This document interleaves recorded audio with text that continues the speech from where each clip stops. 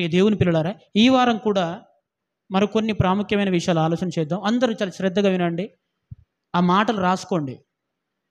అందుకే ఆరాధనకు వచ్చేటప్పుడు నోట్బుక్, పెన్ను, ఏమండి బైబిల్ ఖచ్చితంగా తెచ్చుకోవాలి అని మనం ఎల్లప్పుడూ చెప్తూనే ఉంటాం. ఎందుకో కొందరు దాన్ని గ్రహిస్తలేరు, పాటిస్తలేరు అని అంటే మరి ఏంటో వారి ఉద్దేశం అర్థం చేసుకోవాల్సి ఉంది. ప్రియ దేవుని పిల్లలారా, చూద్దామండి. ఇంతకుముందుకు చదువుకున్న హెబ్రీలకు రాసిన పత్రిక 7వ అధ్యాయము మొదటి 6 వచనాలు మరోసారి చదువుకుందాం. దయచేసి అందరు తీయండి. కొత్త నిబంధనల గ్రంథంలో హెబ్రీలకు రాసిన పత్రిక 7వ అధ్యాయము మొదటి 6 వచనాలు. కొత్త నిబంధన గ్రంథం హెబ్రీలకు రాసిన పత్రిక 7వ అధ్యాయము మొదటి 6 వచనాల్లో పేజీ నంబర్ 203 పేజీ అండి. కొత్త నిబంధనలో అక్కడ హెబ్రీ అనే సంఘానికి, హెబ్రీలకు దేవుని సువార్త పత్రికను రాస్తున్న పౌలు గారు చెప్తున్న మాటలు అమ్మ చదవండి. రాజులను సంహారం చేసి తిరిగి వచ్చుచున్న అబ్రహామును ఎవడు కలుసుకొని అతనిని ఆశీర్వదించెను. ఎవనికి అబ్రహాము అన్నిటిలో 10వ వంతు ఇచ్చెను. ఆ షాలేము రాజును మహోన్నతుడగు దేవుని యాజకుడనైన మెల్కీసెదెకు నిరంతరము యాజకుడుగా ఉన్నాడు. అతని పేరునకు మొదట నీతికి రాజనియు తర్వాత సమాధానపు రాజనియు అర్థమిచ్చినట్టు షాలేము రాజు అని అర్థం. సరిపోతుందండి. ఇక్కడ రాయబడుతున్న మాటల ఉద్దేశం ఏంటంటే మెల్కీసెదెకు అనే ఒక ప్రధాన యాజకుని గురించి పౌలు గారు వివరిస్తున్నారు. అర్థం చేసుకుంటున్నారండి? కొంచెం జాగ్రత్తగా వినని అర్థమవుతుంది. ఇక్కడ పౌలు గారు హెబ్రీ సంఘానికి, అనగా వాళ్ళు ధర్మశాస్త్రం పట్లను, ఆచారాల పట్లను, బలుల పట్లను, ప్రధాన యాచకత్వం పట్లను అవగాహన కలిగిన ప్రజలు. దేవాలయం ఏంటి, అక్కడ ఆరాధన ఎప్పుడు జరగాలి, ఏ పాట పాడాలి, దాని అర్పణ ఆరాధనలు ఎలా ఉంటాయి, దాని నియమాలు ఏంటి, మన ప్రధాన యాజకులు ఎవరవుతారు, ఈ ధర్మశాస్త్రం పట్ల సంపూర్ణ అవగాహన కలిగిన ప్రజలు హెబ్రీలు. మరి భాషపరంగా హెబ్రీలు అంటారు, పిలుస్తారు వారిని. ఏమండి, అర్థం చేసుకుంటున్నారా? ఇలాంటి హెబ్రీలకు పౌలు గారు సువార్త పత్రికను పంపిస్తున్నాడు. ఆ సువార్తను పత్రికను పంపించడంలో వారికి ఒక వ్యక్తిని పరిచయం చేస్తున్నాడండి. ఆ వ్యక్తి పేరు ఏంటి అంటే మెల్కీసెదెకు. అమ్మ, మనందరికీ పేర్లు ఉన్నాయి కదా, మనకు పేరు ఉన్నట్టుగానే ఒక వ్యక్తికి ఒక పేరుంది. ఆ పేరు ఏంటంటే మెల్కీసెదెకు అని చెబుతూ ఆ పేరుకున్న అర్థాలు ఏంటో కూడా చెప్తున్నాడు. యేసుక్రీస్తు అనే పేరుకు అర్థం ఏంటి? యేసు అంటే రక్షకుడనియో, క్రీస్తు అంటే అభిషిక్తుడనియో అని బైబిల్ చదివే అలవాటు ఉన్న ప్రతి ఒక్కరికి అవగాహన ఉంటుంది. ఇంకా ఇమ్మానుయేల్ అనగా దేవుడు మనకు తోడని అర్థం. మెస్సయ్య అనగా క్రీస్తు అని అర్థం. చూసారా, ఇలాంటి అర్థాలతో యేసుక్రీస్తు పేరు ఉంటుందండి. అలాగే ఇక్కడ కూడా ఒక వ్యక్తికి పేరు చెప్పబడింది. ఆ వ్యక్తి పేరు ఏంటంటే మెల్కీసెదెకు. ఇంతకు ఎవరైనా అంటే దేవుని ప్రధాన యాజకుడు. చూడండి ఏమాట రాశాడు, ఆ షాలేము రాజును మహోన్నతుడగు దేవుని ప్రధాన యాజకుడునైనా. ఈ మెల్కీసెదెకు ఎవరు అని అంటే మహోన్నతుడగు దేవునికి యాజకుడు, ప్రధాన యాజకుడు. అతని పేరు మెల్కీసెదెకు. ఇంత విచిత్రంగా ఉందేంటి అని మీరు అనుకోవద్దు.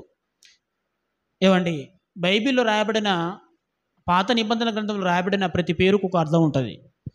అర్థం చేసుకుంటున్నారా? షారా అంటే రాజకుమార్తె అని అర్థం. అర్థమవుతుందా ప్రియ దేవుని పిల్లలారా? నోవాహు అంటే నెమ్మది అని అర్థం. అంటే ఆ పరిసర ప్రాంతాలలో ఉన్న పరిస్థితులను బట్టి వాళ్ళు పేరు పెడతారు. అర్థమవుతుందండి మీకు? పేరు పెట్టే విధానం ఏంటి అంటే అక్కడున్న పరిస్థితులను బట్టి పేరు పెడతారు. సామ్సోన్ అంటే ఫిలిష్తీయుల నుంచి కాపాడడానికి వచ్చిన వెలుగు లాంటి వాడు అని అర్థం. అర్థమవుతుంది ప్రియ దేవుని పిల్లారా? అలాగే ఈ మెల్కీసెదెకు అంటే ఏంటి అంటే ఆ పేరుకు అర్థం ఏంటి అంటే షాలేము రాజు. షాలేం అంటే శాంతి, సమాధానం అని అర్థం ఆ పేరుకు. ఇంకా ఆ పేరుకు అర్థం ఏంటి? నీతికి రాజనియు అర్థం. నీతి కలిగిన వాడు అని అర్థం అండి. ఈ పేర్లు దేనికి అర్థాన్ని సూచిస్తున్నాయంటే మెల్కిసెదెకు. మెల్కిసెదెకు అనే పేరునకు అర్థం నీతికి రాజు అని అర్థం, శాంతికి రాజు అని అర్థం.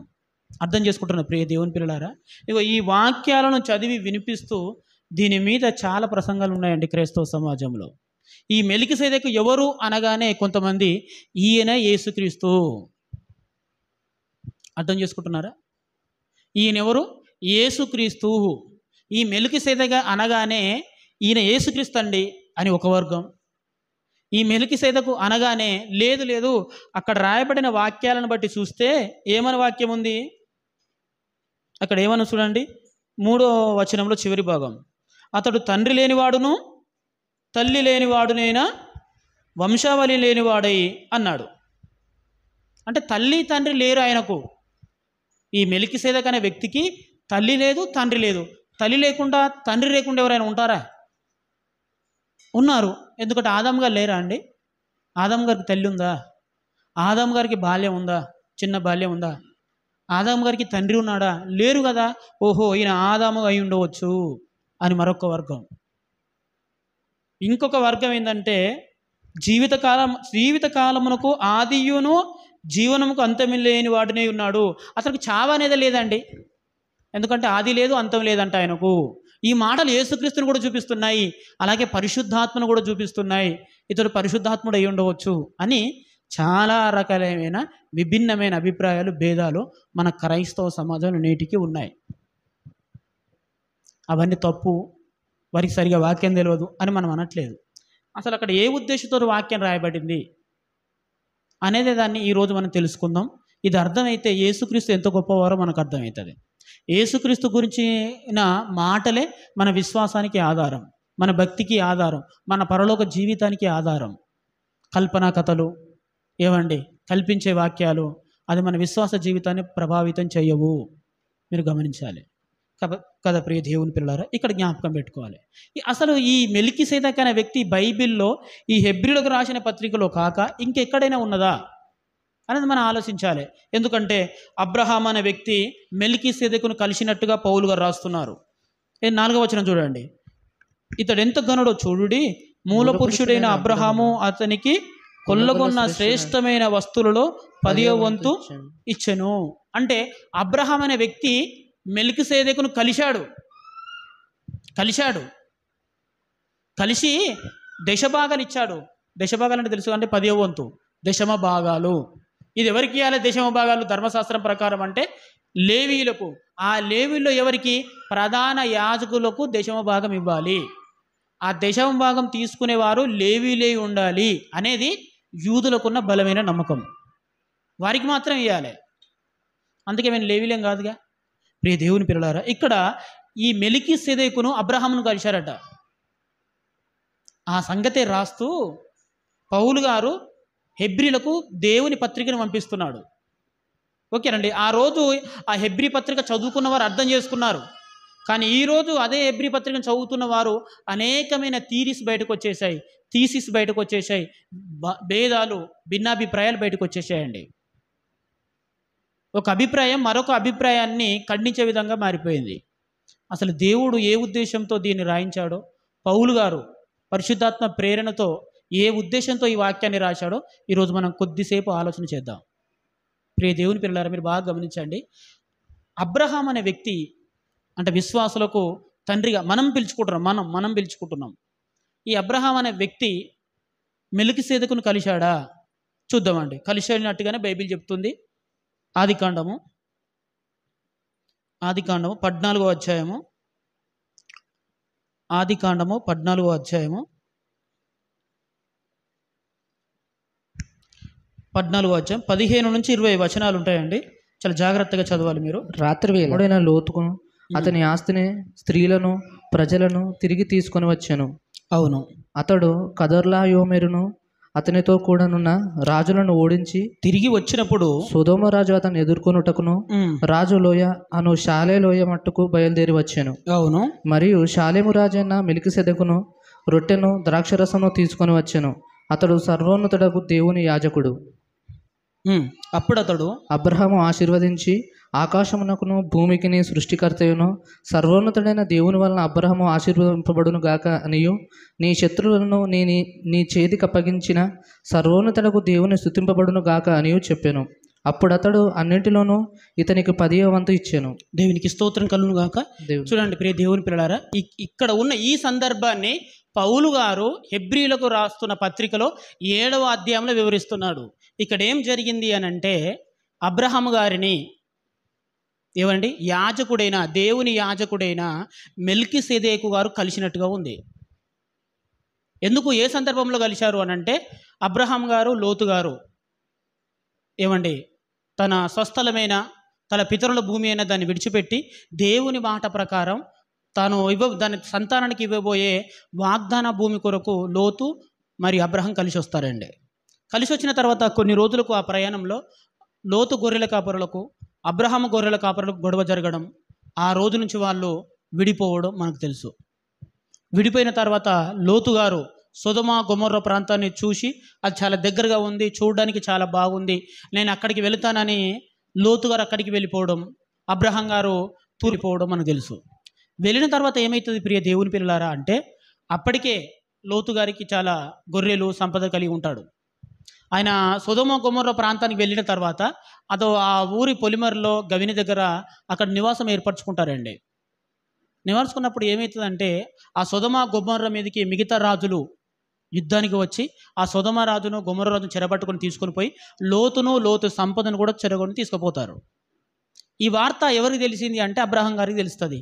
అయ్యో నా తమ్ముడు అంటే నా సహోదరుని కొడుకు లేదా నా తమ్ముడే నన్ను నమ్మి నాతో వచ్చాడు, ఏదో చిన్న గొడవ వల్ల మేమిద్దరం విడిపోయిన ఆ వ్యక్తి ఆ ప్రాంతానికి నేను బాగున్నాడు అనుకున్నానే, తన భార్య పిల్లలు చెరగొని పోయారా, తన సంపద అంతా మిగతా రాజులు దోచుకొని వెళ్ళిపోయాడని ఆలోచన చేసి తన దగ్గర ఉన్న కొంతమందిని తీసుకొని యుద్ధానికి బయలుదేరుతారండి. వారి మీదికి యుద్ధానికి బయలుదేరిన తర్వాత ఎవరైతే ఈ సొదొమ గొమొర్రా రాజును పట్టుకొని ఈడ్చుకొని వెళ్ళిపోయారో, వారితో పాటు లోతు యొక్క ఆస్తిని తీసుకొని వెళ్ళిపోయారో, వారిని అబ్రహాం గారు చాలా తెలివిగా యుక్తిగా యుద్ధం చేసి జయిస్తాడు. వాళ్ళ సైన్యం పెద్దది, అబ్రహాం సైన్యం చిన్నది. అయినా దేవుని కృప వలన ఆ యుద్ధం జయించి అక్కడ ఉన్న సంపదనంతా తిరిగి తీసుకొని వచ్చి లోతు గారికి అప్పగించే పనిలో ఉంటాడు. నిజంగా ఎంతోమంది సొదొమ గొమొర్రా రాజుల చేత కానిది ఈ అబ్రహాం అనే ఒక్క వ్యక్తి చేత ఆ యుద్ధం జయించబడుతుంది. కాబట్టి అబ్రహాం యొక్క శక్తియుక్తులు, అతని యుద్ధ పాటవాలు, అతని విజయాలు అక్కడ అందరూ కథలుగా చెప్పుకోవడం ఆరంభిస్తారు. ప్రతి ఒక్కరూ అబ్రహాంతో దేవుడు ఉన్నాడు కాబట్టి ఇది సాధ్యమైంది. అబ్రహాం అనే ఒక వ్యక్తి కొద్ది మందితో, ఒక 50 మందితో రాజును జయించడం సాధ్యమా, సైన్యాన్ని జయించడం సాధ్యమా అనే అనేకమైన ఆలోచనలు వస్తాయండి. ఈ క్రమంలోనే అనేకమైన రాజులు అబ్రహాంను చూడడానికి వస్తారు. అతని శక్తిని, అతని యుక్తిని, అతని సైన్యాన్ని ఎంతో పెద్దవాడు అనుకొని అవన్నీ ఆయన దగ్గర ఏం లేదు. ఇదే క్రమంలో అక్కడికి వచ్చిన ఒక వ్యక్తి ఉన్నాడు. ఆ వ్యక్తి పేరే మెల్కీసెదెకు. ఆ వ్యక్తి ఎక్కడి నుంచి వచ్చాడంట చూడండి, అక్కడే వచనం రాశాడు. 18వ వచనం. మరియు షాలేము రాజైన అబ్రహాము మరియు షాలేము అనే ఒక ప్రాంతానికి అనుకుందాం. ఒక షాలేము రాజైన మెల్కీసెదెకు అనే వ్యక్తి వచ్చి అబ్రహామును దీవించినట్టుగా అక్కడ రాయబడిందండి. ఈ మెల్కీసెదెకు అబ్రహామును ఎందుకు దీవించాడు అని అంటే, ఈ మెల్కీసెదెకు అనే వ్యక్తి సర్వోన్నతుడైన దేవునికి ప్రధాన యాజకుడు. ఈ ప్రధాన యాజకుడు ఏం తీసుకొని వచ్చాడు? రొట్టె, ద్రాక్షరసం. ఈరోజు మనం ప్రతి వారం తీసుకుంటాం చూడండి, రొట్టె ద్రాక్షరసం. అర్థమవుతుందా మీకు? ఈ రొట్టె ద్రాక్షరసాన్ని తీసుకొని వచ్చాడు. తీసుకొని వచ్చిన తర్వాత ఈ రొట్టెను ద్రాక్షరసాన్ని ఎవరికి ఇచ్చారు? అబ్రహాం గారికి ఇచ్చారండి. అబ్రహాం అది పుచ్చుకుంటాడు. అబ్రహామును ఆ వ్యక్తి మెల్కీసెదెకు అనే వ్యక్తి దీవిస్తాడు, ఆశీర్వదిస్తాడు. అలా ఆశీర్వదించే క్రమంలో అబ్రహాము తన దగ్గర ఉన్న యావత్ ఆస్తిలో 10వ భాగము 10వ వంతు అప్పుడు ప్రధాన యాజకుడైన మెల్కీసెదెకు ఇచ్చినట్టుగా రాయబడింది. అతడు రాజు, మరొకటి ప్రధాన యాజకుడు. ఇవన్నీ ఇదే అంశాలు అక్కడ హెబ్రీయులకు రాసిన పత్రికలో పౌలు గారు వివరిస్తున్నారు. మీకు అర్థం కాకపోవచ్చు, వారికి అర్థమవుతుందండి. ఎందుకు వివరిస్తున్నారు? ఈ మెల్కీసెదెకు గురించి ఆ రోజున్న హెబ్రీయులకు చెప్పవలసిన అవసరత ఏముంది అని అంటే, ప్రియ దేవుని పిల్లలారా, యేసుక్రీస్తు వచ్చిన తర్వాత మరలా చెప్తున్నాను, ధర్మశాస్త్రాన్ని ఆయన నెరవేర్చారు. మానవ పద్ధతులు, మానవ ఆచారాలు ఇవన్నీ దేవునికిని ప్రజలకు అడ్డుగొడుగా నిలిచిపోయే కనుక ఆ అడ్డుగొడను కూల్చేశాడు. దేవుడిని నేరుగా ప్రజలకు అర్థమయ్యే విధంగా ఒక చక్కని ధర్మశాస్త్రాన్ని, చక్కని చట్టాన్ని తీసుకొచ్చిన వ్యక్తి యేసుక్రీస్తు. దాని పేరే విశ్వాసం. అమ్మా, నీ విశ్వాసమే నేను క్షమింపేలా చేసింది, నీ విశ్వాసమే నీ పాపాలను క్షమించిందని మాట్లాడతాడు. చూశారా? అంటే ఒక దేవుణ్ణి మనం చేరుకోవాలి అని అంటే అనేకమైన ఆచారాలు, పద్ధతులు, బలులు, సున్నతులు ఇవన్నీ వచ్చేసి మనిషిని దేవునికి దగ్గర చేస్తాయి అనుకుంటే శాశ్వతంగా దేవునికి దూరం చేసేలా మారిపోయాయండి. అందులో కొన్ని మానవ పద్ధతులు కలిసిపోయి. కాబట్టి యేసుక్రీస్తు వ్యక్తి ఇవన్నీ తీసివేసేసి యేసుక్రీస్తునందు విశ్వాసమే నీకు పాప క్షమాపణ కలిగేలా చేస్తుంది. యేసుక్రీస్తునందలి విశ్వాసమే నిన్ను నిత్య జీవానికి వారసునిగా చేస్తుంది. యేసుక్రీస్తునందలి విశ్వాసమే నిన్ను దేవునికి కుమారుడుగా చేస్తుంది అని కొత్త నిబంధన బోధిస్తుంది. అప్పటి వరకు ధర్మశాస్త్రంలో ఉండిపోయిన ఆ ప్రజలు ఈ వాక్యాలు నమ్మడానికి చాలా ఇబ్బంది పడ్డారు. అరే, పాప క్షమాపణ జరగాలి అని అంటే గొర్రెపిల్ల ఉండాలి, పాప క్షమాపణ జరగాలంటే మందిరం ఉండాలి, పాప క్షమాపణ జరగాలంటే యాజకుడు ఉండాలి, బలి జరగాలి, అది నిర్దోషమైనదిగా ఉండాలి, ఏమండి అది ఏడాది లోపు ఉండాలి. ఇవన్నీ నియమాలు ఉన్నాయి కదా. మన పూర్వీకులంతా దీని ప్రకారమే పాప క్షమాపణ పొందారు కదా. ఇదేంటి, ఇవేవి లేకుండా యేసుక్రీస్తు దగ్గర క్షమించు ప్రభువా అని బాప్తీసం తీసుకుంటే ఈ పాపాలన్నీ పోతాయంట. ఇది నవ్వులాటగా లేదు అని చాలామంది యేసుక్రీస్తు యొక్క ప్రాణత్యాగాన్ని హేళనగా మాట్లాడుతున్నారు. అర్థమవుతుందా మీకు? ఆచారాల వల్ల, బలుల వల్ల పాప క్షమాపణ జరగదు. పొట్టెల రక్తము, గొర్రెల రక్తము మానవ పాపాన్ని తీసివేయదు. యేసుక్రీస్తు బలి ద్వారానే మనిషికి పాప విమోచన దొరుకుతుంది. నమ్మి విశ్వసించిన వాడు రక్షింపబడతాడు, నమ్మి బాప్తీసం పొందిన వాడు రక్షింపబడతాడు అనే ఈ వాక్యాలు మనకు దైవికంగా ఉన్నాయి, మనకు నమ్మేలా ఉన్నాయి. కానీ యూదులకు, ఏమండి హెబ్రీలకు నమ్మే విధంగా లేవు, వారిని ఇబ్బంది పెట్టే విధంగా ఉన్నాయి. కాబట్టి వారికి అర్థం చేయించాలి అని అంటే, యేసుక్రీస్తు ప్రాణత్యాగం వారికి అర్థం కావాలి అని అంటే, అసలు ప్రతి ఆదివారం క్రైస్తవులు విరిచే ఈ రొట్టె, ఈ ద్రాక్షారసం యొక్క ప్రాముఖ్యత వారికి అర్థం కావాలి అని అంటే చరిత్రను చెప్పాలనుకున్నాడండి ఆయన. అర్థమవుతుందా మీకు? అసలు ఈ రొట్టె ద్రాక్షారసం అనేది అపోస్తుల మీద మేమేదో తెచ్చింది అనుకుంటున్నాం మధ్యలో. లేదు లేదు లేదు, ఈ రొట్టె ద్రాక్షరసం అనేది మాకంటే ముందు అబ్రహాం కాలంలోనే ఉంది అని చెప్పాడు ఆయన. ఎలా ఉంది అబ్రహాం కాలంలో? అగో మెల్కీసెదెకు అనే వ్యక్తి రొట్టె ద్రాక్షరసం తీసుకొని వచ్చాడా లేదా? ఇది నమ్ముతారు కదా, నమ్ముతారు. ఎందుకంటే అది ధర్మశాస్త్రం అందు రాయబడి ఉంది. వాళ్ళు ఖచ్చితంగా దాన్ని నమ్ముతారు. దాన్ని మోషే ఒప్పుకున్నాడు, అబ్రహాం గారు ఒప్పుకున్నారు, ఆ రోజున్న దావీదు ఒప్పుకున్నారు, అందరు దాన్ని ఒప్పుకుంటారు. ఎందుకంటే మెల్కీసెదెకు అనే వ్యక్తి దేవుని యాజకుడు. అతడు తెచ్చింది రొట్టె ద్రాక్షరసము, దానివల్ల మనిషికి పాప క్షమాపణ దొరుకుతుందని వాళ్ళు నమ్ముతారండి. అది అందరికీ నమ్మకున్న వాక్యం పట్ల. కానీ క్రమక్రమంగా దూరమైపోయి మనిషికి పాప క్షమాపణ దొరకాలి అని అంటే పశ్చాత్తాపం కాదు, ఏంది పశువుల బలి అనే కడికొచ్చేసింది. పశ్చాత్తాపం నొందినవాడు ధన్యుడు అని బైబిల్ చెప్తుంది, ధర్మశాస్త్రం చెప్తుంది. పశ్చాత్తాపం అవసరం లేదు, దేవునికి బలిస్తే మన పాపం పోతుంది అనే స్థాయికి వెళ్ళిపోయిందండి విశ్వాసం. ఆ రోజున్న వారి నమ్మకం అది కాదు. అసలు మెల్కీసెదెకు అనే వ్యక్తి గురించి మీకు తెలుసా? ఓ ప్రధాన యాజకులారా, మీ వల్ల పాప క్షమాపణ జరుగుతుంది అని మీరు ప్రజలు నమ్మిస్తున్నారు కదా. అసలు మీకంటే ముందే ఒక ప్రధాన యాజకత్వం అనేది ఉంది, అది మెల్కీసెదెకు క్రమం. అర్థమవుతుందండి మీకు? అది మెల్కీసెదెకు క్రమం. ఈ మెల్కీసెదెకు అనే వ్యక్తి అబ్రహామును ఆశీర్వదించాడు. అబ్రహాం అనే వ్యక్తి ఈ మెల్కీసెదెకుకు దశభాగాలు ఇచ్చారు. ఈరోజు మీరు అనుకుంటున్నారు మాకు దశభాగాలు ఇవ్వాలి అని మీరు ప్రజలపైన పన్నులు రుద్దుతున్నారు. మా ద్వారానే మేము గొర్రెను బలిస్తేనే, మేము బలి చేస్తేనే, పాప పరిహారార్థ బలి చేస్తేనే మీ పాపాలు పోతాయి, యేసుక్రీస్తు ద్వారా కాదు అని మీరు తప్పుడు ప్రచారాలు చేస్తున్నారు కదా. మరి ఆ రోజు మెల్కీసెదెకు తెచ్చిన ఆ రొట్టె ద్రాక్షరసం యొక్క అర్థం ఏంటి అని అడిగాడండి. అర్థమవుతుందా మీకు? మీకు కొంచెం ఇబ్బందిగా ఉన్నా ఆ రోజు హెబ్రీలకు అర్థమవుతుందన్నమాట. ఏంటి? అవును, ఒక వ్యక్తి యొక్క పాపం పోవాలి అంటే ధర్మశాస్త్రం అందు లేవి కాండంలో, నిర్గమకాండంలో ఎన్నో నియమాలు ఉన్నాయి. గొర్రెను తీసుకొని రావాలి, ఆ బలిపీఠం పైన దాన్ని బలి ఇయ్యాలి, ఏమండి దాన్ని కాల్చాలి, దాన్ని బూడిద తీసుకెళ్ళి ఆ ఊరి చివర్ల ఏమండి గావిని బయటి దగ్గర దాన్ని వాడేయాలి. ఇన్ని నియమాలు ఉన్నాయండి. ఇవేవి కాదనక క్రీస్తు ద్వారా నీ విశ్వాసమే, క్రీస్తునందు నీకున్న నమ్మకమే, క్రీస్తునందు నువ్వు విశ్వసించడం ద్వారానే నీకు పాప క్షమాపణ దొరుకుతుంది అని కొత్త నిబంధన అపోస్తులు చేస్తున్న బోధను ఆ రోజు వాళ్ళు వ్యతిరేకిస్తున్నారు. వ్యతిరేకించిన వారికి సరైన పాఠం చెప్పాలి అనే ఉద్దేశంతో మెల్కిసెదెకు అనే వ్యక్తి గురించి పౌలు గారు బోధించడం జరుగుతుంది. ఈ మెల్కిసెదెకు అనే వ్యక్తి ప్రధాన యాజకుడు. మీరే ప్రధాన యాజకులు అనుకుంటున్నారు. ప్రధాన యాజకత్వం అంటే లేవీలదే, ఇంకెవ్వరికి హక్కు లేదు అని మీరు అనుకుంటున్నారు. అసలు మీరు పుట్టక ముందుకే ప్రధాన యాజకత్వం ఉంది. దేవుని స్తోత్రం చెప్పండి గట్టిగా. హెబ్రీయులకు రాసిన పత్రిక 7వ అధ్యాయం ఇదే ఉంటుంది. మీరు పుట్టక ముందుకే, అర్థమవుతుందో లేదో, ఓ లేవి నేను ప్రధాన యాజకుడను. అబ్రహాము ఎవరు? అహరోను వంశస్థులారా మేము ప్రధాన యాజకుల వంశం అని మీరు విర్రవిగుతున్నారు కదా. అసలు మీరు పుట్టక ముందుకే ప్రధాన యాజకత్వం అనేది ఉంది. ఆ ప్రధాన యాజకత్వం చేసిన వ్యక్తి మెల్కిసెదెక్. ఎలా చేశాడు అప్పుడు ప్రధాన యాజకత్వం? రొట్టె ద్రాక్షరసం ద్వారా ఆ రోజు ప్రజలకు పాప క్షమాపణ దొరుకుతుంది. ఇది ప్రధాన యాజకత్వము అని ఈ చక్కని విషయాలన్నీ హెబ్రీయులకు వివరిస్తున్నారండి. వివరిస్తూ ఏం చెప్తున్నారంటే, అసలు మెల్కిసెదెకు గురించి మీకు ఎవరికైనా తెలుసా? ఎవ్వరికి తెలియదు. అతడు ఒక రాజు అని మాత్రమే బైబిల్లో రాయబడి ఉంది.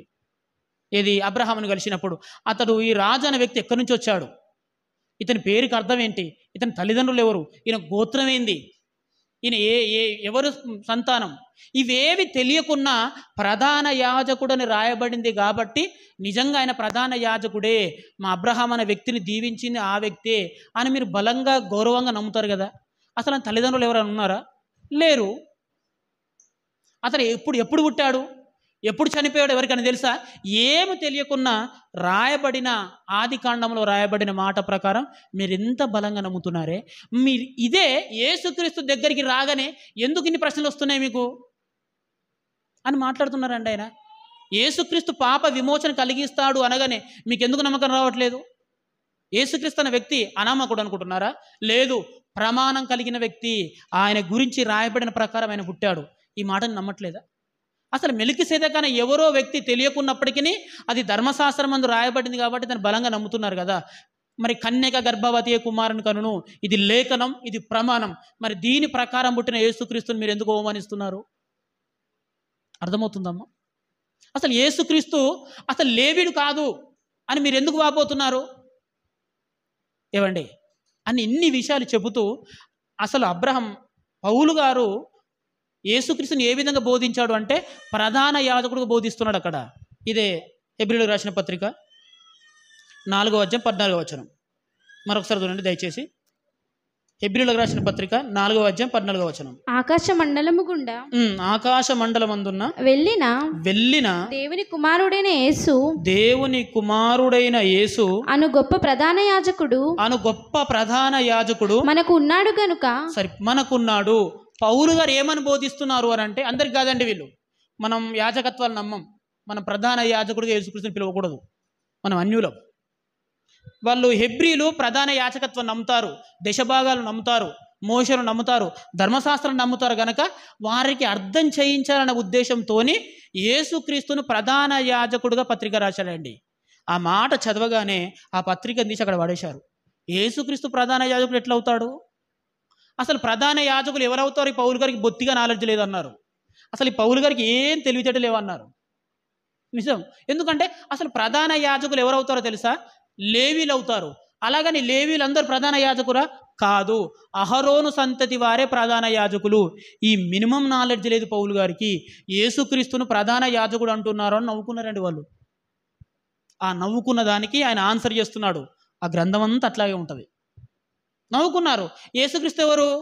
యూదుడు కదా, అవును కదండి. యేసుక్రీస్తు ఎవరు? యూదా వంశానికి చెందినవాడుగా మనం శరీర సంబంధమైన లెక్కలను బట్టి దావీదు వంశానికి చెందినవాడుగా లెక్కలేయగలం. దావీదు అనే వ్యక్తి యూదా వంశానికి చెందినవాడు. యూదులు ప్రధాన యాజకులు ఎలా అవుతారు? లేవీ లేని వారు ప్రధాన యాజకులు అవుతారు. లేవీ లేని వారు, అందులో అహరోను సంతతి వారు మాత్రమే ప్రధాన యాజకులు అవుతారు. ఇక్కడ యేసుక్రీస్తును ప్రధాన యాజకుడిగా బోధిస్తున్నాడు అంటే ఈ అపోస్తలకు బొత్తిగా తెలివితేటలు లేవు అని కొట్టేశారండి. ఏం పౌలు గారికి తెలియదు అనుకుంటున్నారా మీరు? పౌలు గారికి తెలియదు అనుకుంటున్నారా దేవుని వాక్యాలు? చాలా మేధావి. ఇలాంటి కాంట్రవర్సీ వచ్చిందండి. యేసుక్రీస్తును ప్రధాన యాజకుడిగా ఆయన ఎందుకు చెప్తున్నాడంటే, అసలు పాప క్షమాపణ కలిగించే అధికారం ఎవరికి ఉంది అంటే ప్రధాన యాజకునికే. ఎవరికి? యూదుల నమ్మకం ప్రకారం ఒక వ్యక్తికి పాప క్షమాపణ జరగాలి అని అంటే ప్రధాన యాజకుడు ఉండాలి, అక్కడ బలి జరగాలి.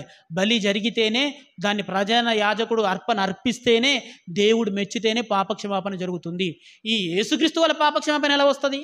ఈయన ప్రధాన యాజకుడా అని యేసు పైన, యేసు మరణం పైన, ఆయన సిలువలో గార్చిన పవిత్రమైన రక్తం పైన హేళనగా మాట్లాడుతున్న యూదులకు అర్థం చేయించడానికి బాప్తీసం ఇచ్చే యోహాను కూడా ప్రయోగం చేశాడు. ఆయన ఎవరు అనుకుంటున్నారు? లోక పాపాలను మోసుకొని పోవుచున్న దేవుని గొర్రెపిల్ల అన్నాడండి. ఈ మాట అనగానే యేసుక్రీస్తుని గొర్రెపిల్లగా చూడకండి మీరు. యేసు ప్రభును గొర్రెపిల్లగా పోల్చడం జరిగింది అంతే తప్ప గొర్రెపిల్ల అనగానే యేసు ప్రభు అనే వాక్యాలు చెప్పకూడదు, అలాంటి నిర్ధారణకు రాకూడదు. ఇది తప్పు. యేసుక్రీస్తును గొర్రెపిల్లగా పోల్చడం జరిగింది అంతే తప్ప గొర్రె కనబడ్డ ప్రతి చోట ఆయన యేసు ప్రభు అనుకునేరు బైబిల్లో. తప్పది. ఎందుకు యోహాను గారు అలా పోల్చారు అని అంటే, అప్పుడు మనిషికి పాప విమోచన జరగాలి అని అంటే గొర్రెపిల్ల ఖచ్చితంగా ఉండాలి, ప్రధాన యాజకుడు ఖచ్చితంగా ఉండాలి, అర్పణాలు ఉండాలి, ఆచారాలు ఉండాలి, ఇవన్నీ నియమాలు ఉండాలి. ఇవేవి కాకుండా బాప్తీసం ఇచ్చే యోహాను గారు ఏం చేస్తున్నారు?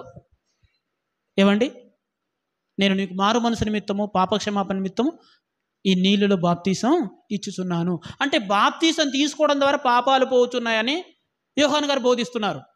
అలా బోధించే యోహాను గారిని హేళనగా మాట్లాడుతున్నారు. అసలు పాపాలు పోవాలంటే అయ్యా బలి జరగాలి, బలి జరగాలంటే యాజకులు ఉండాలి. ఏమని యోహాను గారు, ఈ సంగతి మీకు తెలియదా? ఇంత ఎడ్డోళ్ళు ఉన్నారు, ప్రజలందరినీ ఎర్రిపప్పలు చేస్తున్నారు అన్నారు. అంటే అప్పుడు యేసుక్రీస్తు నన్ను ఏమని బోధించాడో తెలుసా? అసలు యేసుక్రీస్తే మనందరి కోసం బలి కావడానికి వచ్చిన దేవుని గొర్రెపిల్ల. అర్థమవుతుందా మీకు? ఈ పదాలన్నీ యూదులకు, హెబ్రీలకు అర్థం కావడానికి ఉపయోగించిన పదాలు. మనం కూడా యేసు ప్రభువుని కూడా ఏం చేస్తామంటే గొర్రెపిల్లగా మాట్లాడతాం.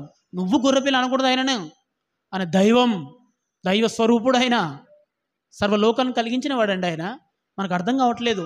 మరి వారికి తెలియదు కనుక వాళ్ళు ధర్మశాస్త్రం కింద, ఆచారాల కింద, ఆజ్ఞల కింద, మానవ పద్ధతుల కింద నలిగిపోతున్నారు కనుక వారికి అర్థం చేయించడానికి, ధర్మశాస్త్రాన్ని సమాప్తం చేయడానికి ఒక వ్యక్తి వచ్చాడు లేఖనాల ప్రకారం అని చెప్పడానికి యేసుక్రీస్తును గొర్రెపిల్లగా మాట్లాడుతున్నారు.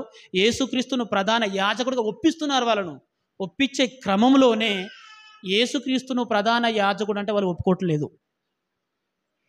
ఒప్పుకోవట్లేదు. లేఖనాలు చూపిస్తున్నారు కానీ ఒప్పుకోవట్లేదు. ఈ క్రమంలోనే మెల్కీసెదెకు అనే వ్యక్తి గురించి బోధిస్తున్నారు. అసలు మెల్కీసెదెకు గురించి ఏమైనా రాయబడిందా? ఏమి లేకున్నా అతను ప్రధాన యాజకుడని బైబిల్ చెప్పిందా లేదా? చెప్పింది. ఆ వ్యక్తి దగ్గర అబ్రహాం పోయాడా లేదా? పోయాడు. అబ్రహాం అనే వ్యక్తి అతనికి దశభాగం ఇచ్చాడా లేదా? ఇచ్చాడు. ఇదంతా అప్పటికే ప్రధాన యాజకత్వం ఉందని బైబిల్ చెప్పింది.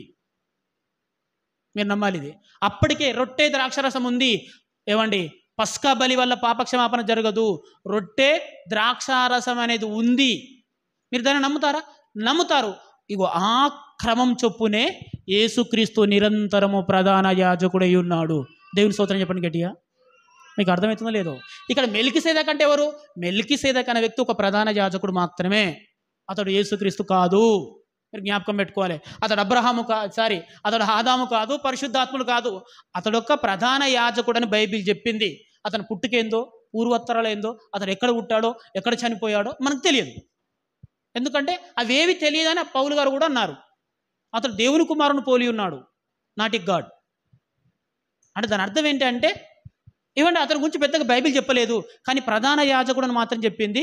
యూదులైన మీరు, అబ్రహాము వంశస్థులైన మీరు ఇదంతా నమ్ముతున్నారు కదా. అగో ఆ క్రమం చొప్పునే యేసుక్రీస్తు నిరంతరము ప్రధాన యాజకుడై ఉన్నాడు అని ప్రమాణం ఉంది అని చెప్తున్నాడండి.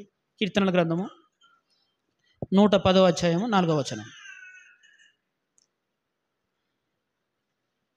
కీర్తనల గ్రంథము 110వ అధ్యాయం 4వ వచనం. మెల్కీసెదెకు క్రమము చొప్పున నీవు నిరంతరము యాజకుడవై యుందువని యెహోవా ప్రమాణం చేసి ఉన్నాడు. ఆయన మాట తప్పని వాడు.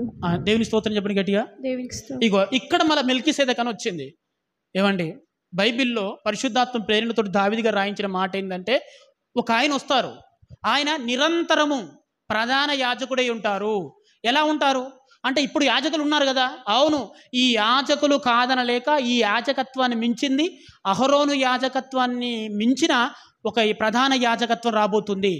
అతడు ఏ రూల్ ప్రకారం వస్తాడంటే మెల్కిసెదెక్ అనే క్రమం చొప్పున వస్తాడని చెప్పాడండి. ఎక్కడ? కీర్తనల గ్రంథం 110వ అధ్యాయం 4వ వచనంలో. అతడు మెల్కిసెదెకు క్రమం చొప్పున నిరంతరము యాజకుడే ఉంటాడు. మెల్కిసెదెక్ కాదు, మెల్కిసెదెకు క్రమం చొప్పున నిరంతరము యాజకుడే ఉంటారు. అసలు ఇంతగా యాజకుడు ఎవరు? అది అహరోను సంతానం కాదు, అహరోను కానే కాదు. అహరోను యాజకత్వాన్ని, అహరోను ప్రధాన యాజకత్వాన్ని మించిన ఒక వ్యక్తి వస్తాడు. అతడు నిరంతరము ప్రధాన యాజకుడు. అతడు వచ్చాడా? ఇప్పుడు ఈ అర్పణతో సంబంధం లేదు. అతడు వచ్చాడా? ఆ దేవాలయంతో సంబంధం లేదు. అతడు వచ్చాడా? ఈ ఆచారాలు ఆజ్ఞలతో సంబంధం లేదు.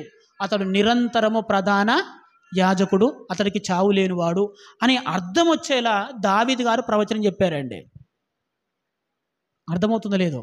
మరి ఇప్పుడున్న యాజకులు అహరోను గారు ఉన్నారు, చనిపోయారు. చనిపోయిన తర్వాత ఆయన పిల్లలు వచ్చారు, ఆయన పిల్లలు చనిపోయారు, ఇంకో వ్యక్తి వచ్చారు. కానీ కీర్తనల గ్రంథం 110వ అధ్యాయం 4వ వచనం చెప్పబడుతున్న మాట ఏంటంటే అతడు వస్తారట, అతడికి చావు లేదు, ఆ యాజకత్వం మార్చబడదు చెప్తున్నారు. మరి ఏ రూల్ ప్రకారం వస్తాడు? లేవి రూల్ ప్రకారం వస్తాడా? లేదు. అహరోను యొక్క రూల్ ప్రకారం వస్తారా? లేదు. మెల్కిసెదెక్ అనే రూల్ అంటే క్రమం చొప్పున ఆయన వస్తాడు. ఆయన వచ్చాడా? ఆయనే నిరంతరం ప్రధాన యాజకుడు అని చెప్పారండి. ఆ వ్యక్తి ఎవరు అంటే యేసుక్రీస్తు. నిరంతరము ప్రధాన యాజకుడై ఉన్న వ్యక్తి ఎవరు? యేసుక్రీస్తు. యేసుక్రీస్తు అనే వ్యక్తి యూదుడు కదా, యేసుక్రీస్తు అనే వ్యక్తి లేవీడు కాదు కదా, ఎట్లా అవుతాడు? ఈ క్రమం నిజమే. ఒక వ్యక్తి ప్రధాన యాజకుడు కావాలంటే అతడు లేవుడై ఉండాలి, అతడు అహరోను కుమారుడై ఉండాలి, అంటే ఆ సంతతికి చెందినవాడై ఉండాలి. కానీ దీనికి మించినది ఒకటి ఉంది, ఒక ప్రమాణం ఉంది, ఒక వాక్యం ఉంది. ఆ వాక్యం ఏంటంటే మెల్కిసెదెకు క్రమం చొప్పున నిరంతరము నువ్వు ప్రధాన యాజకుడవై యుందువు అని దేవుడు మాట ఇచ్చి ఉన్నాడు. ఆయన మాట తప్పనివాడు. ఆ మాట ఎవరి గురించి చెప్పబడింది? యేసుక్రీస్తు గురించి చెప్పబడింది.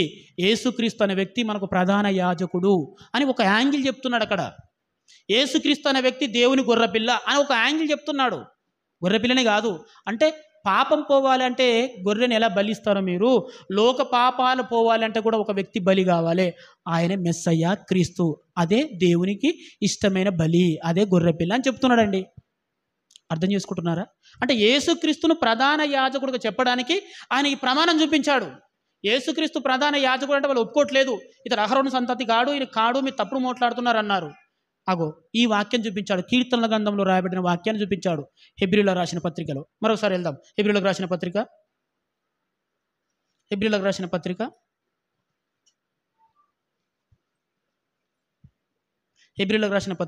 చూడండి ప్రియ దేవుని పిల్లలారా, ఎంత స్పష్టంగా రాస్తున్నాడు ఆయన. హెబ్రీయులకు రాసిన పత్రిక 7వ అధ్యాయము 20వ వచనం, 20-22 వచనాల్లో. మరియు ప్రమాణము లేకుండా అంటే వాక్య ప్రమాణము లేఖనము లేకుండా యేసు యాజకుడు కాలేదు గనుక ఆయన మరి శ్రేష్టమైన నిబంధనకు పూట కాపాయను. వారైతే ప్రమాణము లేకుండా యాజకులగుదురు గాని ఈయన నీవు నిరంతరము యాజకుడివై ఉన్నావని ప్రభు ప్రమాణము చేసెను, ఆయన పశ్చాత్తాపపడడు. చూశారా ప్రియ దేవుని పిల్లలారా, అక్కడ అప్పుడున్న యాజకత్వాన్ని గురించి, బలుల గురించి పౌలు గారు మాట్లాడుతూ అసలు ప్రధాన యాజకుడిగా ఎవరిని ఎంచుకున్నారు? మోషేను అహరోను. మొట్టమొదటిసారిగా మోషేను ఎంచుకోలేదు, అహరోను గారిని ఎంచుకున్నారు. ఆ తర్వాత వచ్చే సంతానాన్ని దేవుడు ఎంచుకున్నాడా? వాళ్ళే ఎంచుకున్నారా? ఒక్క అహరోను గారిని దేవుడు ఎంచుకున్నాడు, నువ్వు ప్రధాన యాజకులుగా ఉండవచ్చు నీ సంతతి అని. ఆ తర్వాత అహరోను గారు చనిపోయిన తర్వాత వాళ్ళ పిల్లలు ప్రధాన యాజకులయ్యారు, వాళ్ళ పిల్లలు ప్రధాన యాజకులయ్యారు, వాళ్ళ పిల్లలు ప్రధాన యాజకులయ్యారు. అది మనుషుల చేత నిర్దేశించబడిన వారే అయ్యారు. కానీ దేవుడే ఒక వ్యక్తిని స్పష్టంగా ఎన్నుకున్నాడు. ఏంటి ఆ వ్యక్తి అంటే ఆయన నిరంతరము యాజకుడై ఉంటాడు, ఆయనకు చావు లేదు, ఆయనకు అంతం లేదు. ఆ వ్యక్తినే దేవుడు ఎన్నుకున్నాడని ఆ వ్యక్తి గురించి దేవుడు ముందే లేఖనం రాసిపెట్టాడు. ఆ లేఖనం నెరవేర్పే యేసుక్రీస్తు ప్రధాన యాజకుడు అని ఇదే మాటలు చెప్తున్నారండి. అహరోను గారు దేవుడి ప్రధాన యాజకుడు అవుతాడని బైబిల్లో అహరోను పుట్టక ప్రవచనం ఉందా? లేదు. అహరోను గారే ప్రధాన యాజకుడు కావాలి అని ఆయన పుట్టక ముందుకే ఆయన గురించి ప్రవచనం రాసిపెట్టాడా? అబ్రహాం కాలంలో దేవుడు రాయలేదు, అలా ఎన్నుకున్నారు అంతే. కానీ దేవుడు ఎప్పుడు అనాది సంకల్పం చొప్పున ఒక మాట రాయించాడు, ఒక వ్యక్తి వస్తాడు, అతనికి చావు అనేది లేదు. అతడు నిరంతరము ప్రధాన యాజకుడై ఉంటాడు. ఆ వ్యక్తే ప్రపంచ ప్రజల ప్రాణాలను తీసివేసేవాడు. Not only Israels, not only యూదులు, ఒక హెబ్రీలకే కాదు, యావత్తు ప్రపంచ పాపాలను మోసేవాడు, యావత్తు ప్రపంచ పాపాల కొరకు ప్రాయశ్చిత్తం చేసేవాడు. ఎవరు? ప్రధాన యాజకుడు. ఆ యాజకుడే మెల్కీసెదెకు క్రమం చొప్పున నిరంతరమే ఉంటాడు. మరి మెల్కీసెదెకు ఎవరు? మెల్కీసెదెకు యాజకుడుగా ఉన్నాడు. అతని పుట్టుకేంటో పూర్వమేంటో తల్లిదండ్రులు ఎవరు తెలియకపోయినా అతని యాజకుడు అని బైబిల్ బోధిస్తుంది, పాత నిబంధన బోధిస్తుంది. అబ్రహాం గారు ఒప్పుకున్నారు, యూదులందరూ ఒప్పుకున్నారు. మరి యేసుక్రీస్తు గురించి కూడా ఒక ప్రవచనం ఉంది. మరి దీన్ని మీరు ఎందుకు ఒప్పుకోరు అని వాదిస్తున్నాడండి. అక్కడే మీరు హెబ్రీల పత్రిక చదవండి, అదంతా అక్కడే ఉంటుంది. పాపం పోవాలంటే బలి కావాలి అంటారు. గొర్రె పిల్లల రక్తము, ఎడ్ల రక్తము పాపాన్ని తీసేయలేదు. యేసుక్రీస్తునందు విశ్వాసమే క్రీస్తు కార్చిన రక్తమే పాపాన్ని తీసివేయగలదు. లేదు, పాపం పోవాలంటే ప్రధాన యాజకుడు ఉండాలి అని మీరు అనుకుంటే నిరంతర యాజకుడు ఎవరు? నిరంతర యాజకుడు యేసుక్రీస్తు. ఇతని ద్వారానే పాపక్షమాపణ వస్తుంది మరలా చెప్తున్నారు ఆయన. అర్థమవుతా లేదా? లేదు, మందిరమే లేదు కదా, మందిరమే లేదు కదా. పాపక్షమాపణ అంటే మందిరం ఉండాలి కదా. అవును, నీ దేహమే దేవుని ఆలయం. యేసుక్రీస్తు ఏమన్నారండి? అసలు మందిరం ఎవరు? దేవుని మందిరం ఎవరు? ఈ దేవాలయాన్ని పడగొట్టండి, దీన్ని తిరిగి 3వ దినమున లేపుతాను అన్నారా లేదా? వాళ్ళు అనుకున్నారు, అమ్మో ఆ దేవాలయాన్ని పడగొట్టమంటున్నారని యేసుప్రభుని అపార్థం చేసుకున్నారు. ఆయన చెప్పింది తన శరీరం అనే దేవాలయం గురించి. ఈ తన శరీరం అనే దేవాలయం, యేసుక్రీస్తు శరీరమే దేవుని ఆలయం. అర్థం చేసుకుంటున్నారా మీరు? చూద్దాం ప్రియ దేవుని పిల్లలారా, ఇంకొక మాట చూద్దాం. హెబ్రీయులకు రాసిన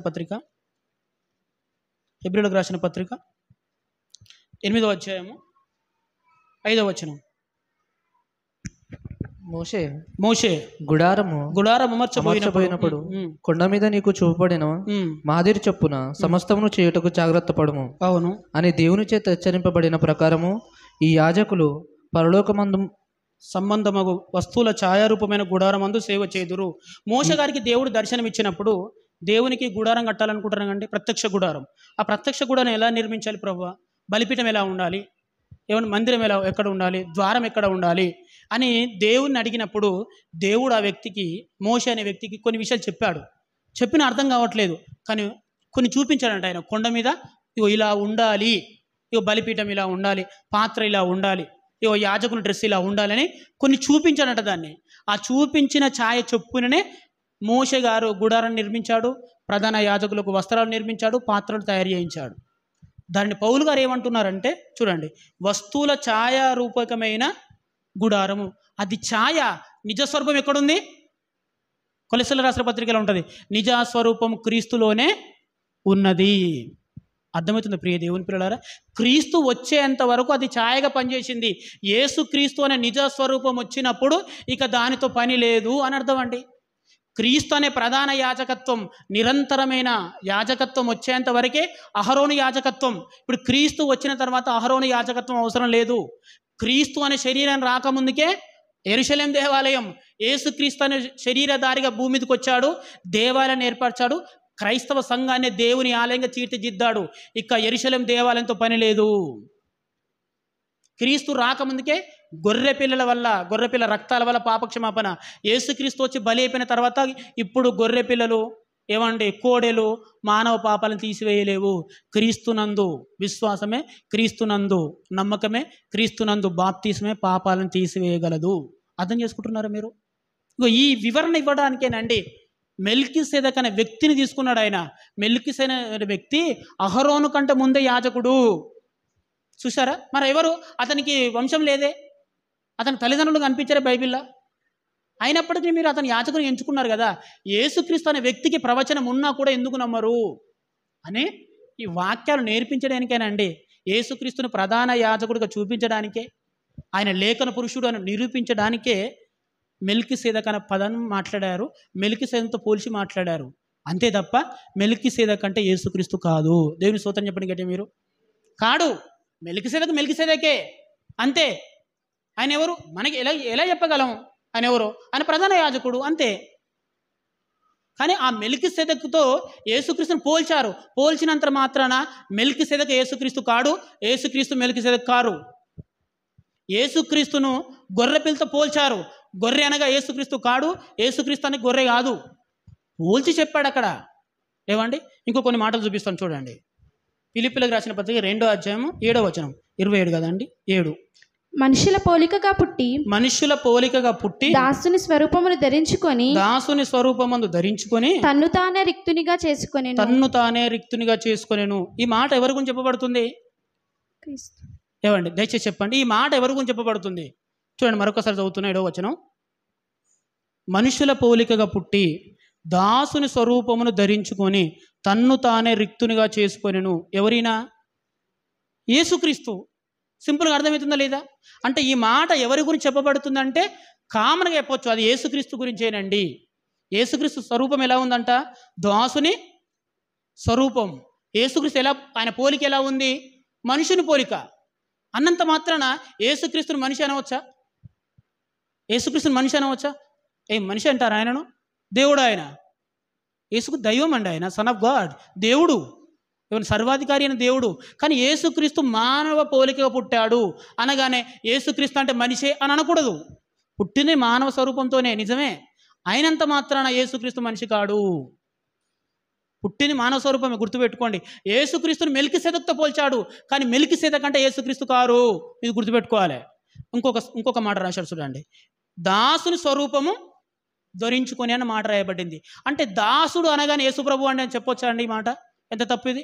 యేసుక్రీస్తు గొప్పతనం తగ్గించినట్టు కాదు. దాసుని స్వరూపం అని చెప్పిండు అక్కడ. అనగానే దాసుని రూపం అనగానే బైబిల్లో దాసుడు అని రాయబడి పదం రాగానే ఇది యేసుక్రీస్తు గురించి అనగలమా? అనలేం కదా.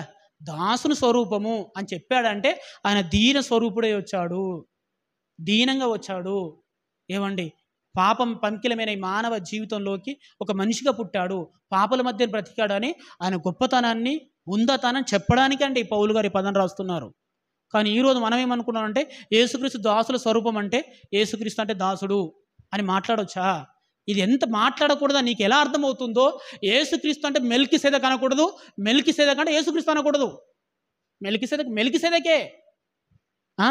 యేసుక్రీస్తు వేరు, మెల్కీసెదెకు అంటే గొప్పవాడైన, మెల్కీసెదెకు కూడా దేవుడు ఆయన. అర్థమవుతుందా లేదా అమ్మ? అర్థమవుతుందా మీకు?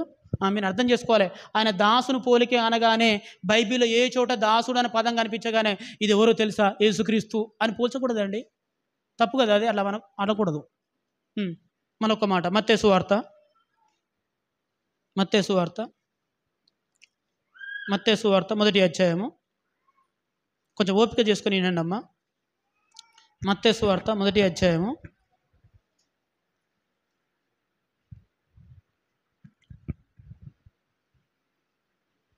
16వ వచనం. యాకోబు మరియ భర్త అయిన యోసేపును కనెను. ఆమె యందు క్రీస్తు అనబడిన యేసు పుట్టెను. అని రాయబడింది. అంటే బైబిల్ ఆ మొదటి అధ్యాయాలు చదువుతున్నప్పుడు నూతన నిబంధనలో యేసుక్రీస్తు మరియమ్మ గర్భాన్ని జన్మించాడు అని మన అందరికీ తెలుసు. తెలుసు అందరికీ. ఇదే క్రిస్మస్ కదా, దీన్ని ఎవరు కాదనలేం.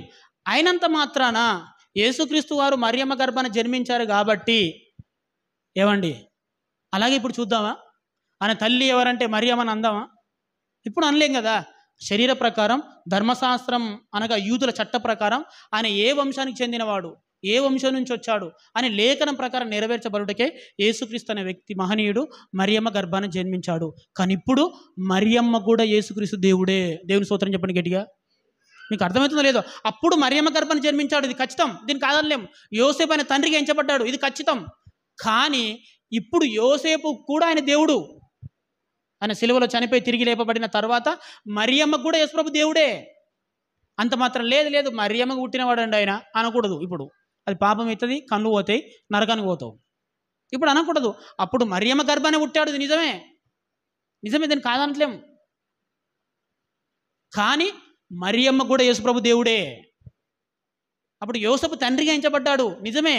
కానీ ఆ యోసేపు కూడా యేసుక్రీస్తు దేవుడు. మీకు అర్థమవుతుందండి? యేసు తర్వాత మరియమ్మ గారికి సహోదరులు పిల్లలు పుట్టినట్టుగా ఉంటుంది. ఆయన మా తమ్ముడు అన్న అనడానికి వీల్లేదు. ఆ సహోదరులు కూడా యేసుప్రభు దేవుడు. ఆయన దేవుని కూడా చూడాలి, ఆయన దేవునిగానే ఆరాధించాలి, ఆయన నామాన్ని కీర్తించాలి, ఆయన నామాన్ని బాప్తిసం పొందాలి. ఏమంటే మీకు అర్థమవుతుందో లేదో కానీ యేసుప్రభు తమ్ముళ్ళకు అర్థమైంది కనుకనే వాళ్ళు ప్రతి పత్రికలో ఏమని రాసుకున్నారో తెలుసా? యేసుక్రీస్తు దాసుడైన యాకోబు రాయు పత్రిక. యాకోబు రాసిన పత్రిక అదే. యేసుక్రీస్తు దాసుడైన యూద రాసిన పత్రికలో యేసుక్రీస్తు దాసుడైన యూద. చూసారా? వాళ్ళు ఏమనుకుంటున్నారంటే, అయ్యో ఆయన మా తల్లి గర్భం మీద పుట్టారు కాబట్టి ఆయన మావాడని మేము అనకూడదు, ఆయన దేవుడు, మృత్యుంజయుడు, పాప విమోచకుడు అని ఆయనకు మేము దాసులం అని చెప్పుకుంటున్నారండి. కానీ మనం ఏమంటామంటే ఇంకా క్రిస్మస్ చేస్తూ యేసుప్రభుని మరియమ్మ కుమారుడు అనే ప్రచారం చేస్తున్నాం. లేదు లేదు, ఆయన దైవ స్వరూపం, ఆయన దైవం. లేఖన నెరవేర్పు కొరకు మరియమ్మ గర్భాన్ని జన్మించాడు. ఇది కాదనలేని నిజం. అయినంత మాత్రాన మరియమ్మకు దేవుడు కాకుండా వాడు మరియమ్మకు కూడా దేవుడే. ఇది అర్థమవుతుందో లేదో? అలాగని దాసుని స్వరూపం అని రాయబడింది కనుక యేసుప్రభు అంటే దాసుని రూపం అని చెప్పకూడదు. ఇప్పుడు ఆయన రూపం ఎలాంటిది తెలుసుగా? ప్రకటన గ్రంథం రాయబడింది ఆయన రూపం ఎలాంటిదో. అలాంటి రూపం భూమి ఆకాశాలు పట్టజాలనంత రూపమైనది, భూమి ఆకాశం నిలవలేనంత రూపమైనది. ఆయన పాదం భూమి, ఆయన పాదపీఠం. చూశారు? ఆయన పాదపీఠం అంట. ఆయన కనుడు భూమి అంతా సంచారం చేస్తున్నది. ఒక కన్నే భూమి అంతా చూస్తుందట. ఆయన ఒక్క పాదమే భూమి అంతా పట్టేస్తుందంట. ఇంకో రెండో పాదం ఇంకా నడిస్తే అర్థం చేసుకుంటున్నారు. ఇంకా పరిగెత్తితే, పడుకుంటే, ఇలా అర్థం చేసుకోవాలి. ఆయన మహాస్వరూపం అది. దాని భూమి ఆకాశం పట్టజాలవు. ఏమండి, అర్థమవుతుందా మీకు? ఇంకొక మాట చూపిస్తాను. గళితులకు రాసిన పత్రిక 13వ అధ్యాయం 14వ వచనం. గళితులకు రాసిన పత్రిక 3వ అధ్యాయం 14వ వచనం. ఆత్మను గూర్చిన వాగ్దానము.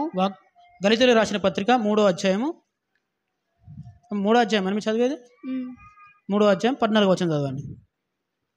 ఆత్మను గూర్చిన వాగ్దానము అవును విశ్వాసము వలన మనకు లభించినట్లు అబ్రహాము పొందిన ఆశీర్వచనము క్రీస్తు యేసు ద్వారా అన్యజనులకు కలుగుటకై క్రీస్తు మన కోసము శాపమై మనలను ధర్మశాస్త్రము యొక్క శాపము నుండి విమోచించెను. ఇందును గూర్చి మ్రాను మీద వేలాడిన ప్రతి వాడును శాపగ్రస్తుడు అని వ్రాయబడి ఉన్నది. చూడండి, ఇక్కడ ఆ రాయబడుతున్న మాటలు మీరు జాగ్రత్తగా చదవండి. అక్కడ రాయబడుతున్న మాట ఏమని చెప్తుందంటే, యేసుక్రీస్తు మన కోసం శాపం అని రాశారు. అంటే యేసుక్రీస్తు అని శాపం అని వాక్యం చెప్దామా ఇప్పుడు? ఆయన రాయబడిన ఉద్దేశం ఏంటి? యేసుక్రీస్తు మనందరి కోసం శాపమాయను అంటే యేసుక్రీస్తు అని శాపం కాదు, మనందరి కోసం శాపంగా మారబడ్డాడు. అంటే క్రీస్తు అంటే శాపం అని అర్థం చెప్పకూడదు కదా. యేసుక్రీస్తు మన నిమిత్తం పాపంగా ఎంచబడ్డాడు. ఆయన పాపిగాడు. ఏంటంటే అక్కడ ఇంకొక మాట చెప్పాడు చూడండి. అది మ్రాను మీద వేలాడబడిన వాడు శాపగ్రస్తుడు. యేసుక్రీస్తు కూడా మ్రాను మీద వేలాడదీశారు కదా శిలువ పైన. అంటే ఇప్పుడు యేసుక్రీస్తు శాపగ్రస్తుడు అని అందామా?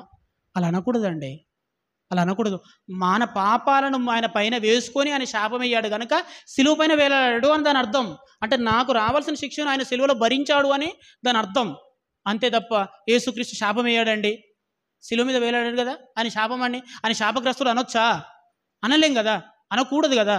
అలాగే మెల్కీసెదెకుతో పోల్చినంత మాత్రాన యేసుక్రీస్తు మెల్కీసెదెకు కాడు, మెల్కీసెదెకు యేసుక్రీస్తు కాడు. గొర్రెపిల్లతో పోల్చినంత మాత్రాన గొర్రె అంటే యేసుప్రభు కాదు, యేసుప్రభు అంటే గొర్రెపిల్ల కాడు. ఏమండి, యేసుక్రీస్తుని యూదా గోత్రపు సింహం అని రాయబడ్డది. అనగానే సింహం అనగానే యేసుప్రభు అని అనొచ్చా అండి? అలా పోలిక ఎందుకు చెప్పారు? ఆ సింహం అనే జంతువును యూదులు నమ్మే నమ్మకం వేరు. అర్థమవుతుందా లేదా? సర్పం అనగానే వాళ్ళ పాపానికి సాదృశ్యంగా తీసుకుంటారు. సింహాన్ని పాపాన్ని జయించే ఒక ఆయుధంగా తీసుకుంటారు. అవునా కదా? అర్థమవుతుందో లేదు మీ అందరికీ? అలాగా కాబట్టి యేసుక్రీస్తును కూడా పాపాన్ని జయించే వ్యక్తిగా అర్థం చేయించడానికే యేసుప్రభుని సింహంతో పోల్చారు. అదే సింహం ఏమైపోయింది? ఎవరిని మింగుదునా అని వెతుకుచూ గర్జించు సింహం వల్ల సాతాను తిరుగుచున్నాడు అన్నారు. అనగానే ఇప్పుడు సింహం అంటే సాతాను అందామా? ఆ లక్షణం చెప్తున్నాడు తప్ప సింహం అంటే సాతాను వాడు. కాబట్టి ప్రియ దేవుని పిల్లలారా, ఇక్కడ మీరు జ్ఞాపకం పెట్టుకోండి. ఈ చిన్న ఉపమాన అలంకారాన్ని, ఈ రూపక అలంకారాన్ని అర్థం చేసుకోలేక మెల్కీసెదెకు ఎవరు అనే దానిపైన ఇప్పటికీ వివాదాలు ఉన్నాయి. మెల్కీసెదెకు అంటే యేసుప్రభు అండి అని. లేదు, మెల్కీసెదెకు అనేది ఒక వ్యక్తి మాత్రమే, ఒక వ్యక్తి మాత్రమే. ఆయన యేసుక్రీస్తు అంటే వ్యక్తి కాదు, ప్రధాన యాజకత్వానికి ఆయన యజమాని. యేసుక్రీస్తు అంటే దేవాలయం మాత్రం కాదు, దేవాలయానికి యజమాని. యేసుక్రీస్తు ధర్మశాస్త్రానికి యజమాని. అర్థమవుతుందా ప్రియ దేవుని పిల్లలారా మీ అందరికీ? అలాగేనండి, మోషే గారి కాలంలో కూడా బిలాము అని ఒక ప్రవక్త ఉంటాడు. ఆ ప్రవక్త కూడా దేవుని ప్రవక్తనే. బిలాము అనే ప్రవక్త కూడా దేవుని ప్రవక్తనే. అంత మాత్రాన ఆయన చెప్పిన ప్రతి మాట ధర్మశాస్త్రం అయిపోదు కదా. అర్థం చేసుకో, బిలాము అనే వ్యక్తి కూడా దేవుని ప్రవక్తనే. కానీ ఆ ప్రవక్తనే దేవునికి తిరుగుబాటు చేస్తే చంపబడ్డాడు. అంటే మోషే కంటే ముందు ప్రవక్త ఉన్నాడు. లేదు మోషేనే ప్రవక్త కదా, మరి ఈ బిలాము అనేటోడు వీడు యూదుడా అని అనకూడదు. ఆయనను దేవుడు ప్రవక్తగా నియమించాడు. అతను డాట ఏంది, అతని పూర్వం ఏంది, పుట్టుపూర్వోత్తరాలు ఏంది, దేవుడు అతను ఎప్పుడు పిలిచాడు, ఇవన్నీ అనకూడదు. బైబిల్ అని చెప్పింది బిలామును కూడా ప్రవక్తగానే. కానీ ఆ ప్రవక్త యొక్క గొప్పతనాన్ని ఆయన పోగొట్టుకున్నాడు డబ్బు కాశపడి. ఇది నిజం. మరి మెల్కీసెదెకు ఎవరు? మెల్కీసెదెకు అనే వ్యక్తి దేవుని యాజకుడు అని బైబిల్ చెప్పింది. అంతే. అతని తండ్రి ఎవడు, తల్లి ఎవరు, ఎక్కడ బలి ఉంది, ఎక్కడ బలిచ్చారు, ఎక్కడ దేవాలయం ఉంది అనకూడదు.